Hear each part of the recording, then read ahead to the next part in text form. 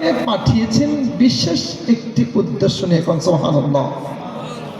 এই মানব জাতিকে আল্লাহ পাক রব্বুল আলামিন কি করেছেন? বিশেষ একটি উদ্দেশ্য নিয়ে পাঠিয়েছেন। সেই উদ্দেশ্য কি?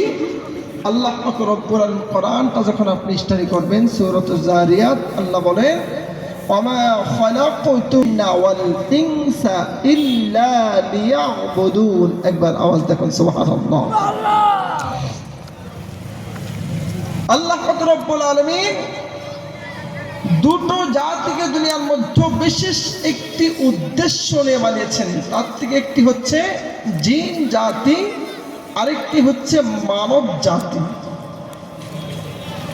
ওয়া খালাকাতুল জিন্না ওয়াল ইনসা ইল্লা লিয়াবুদুন।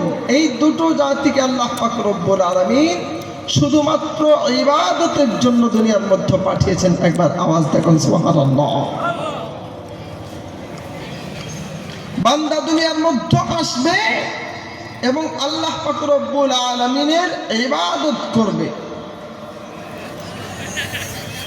মুহতারাম হাজিরিন, এই বান্দাকে যখন আল্লাহ পাক রব্বুল আলামিন বানানোর কথা ফেরেশতাদের সামনে উত্থাপন করেছিলেন, সূরাতুল বাকারার মধ্যে আসছেন আল্লাহ পাক রব্বুল আলামিন বলেন وَإِذْ قَالَ رَبُّكَ لِلْمَلَائِكَةِ إِنِّي جَاعِلٌ فِي الْأَرْضِ خَلِيفَةً قَالُوا أَتَجْعَلُ فِيهَا مَن يُفْسِدُ فِيهَا وَيَسْفِكُ الدِّمَاءَ وَنَحْنُ نُسَبِّحُ بِحَمْدِكَ وَنُقَدِّسُ لَكَ قَالَ إِنِّي أَعْلَمُ مَا لَا تَعْلَمُونَ।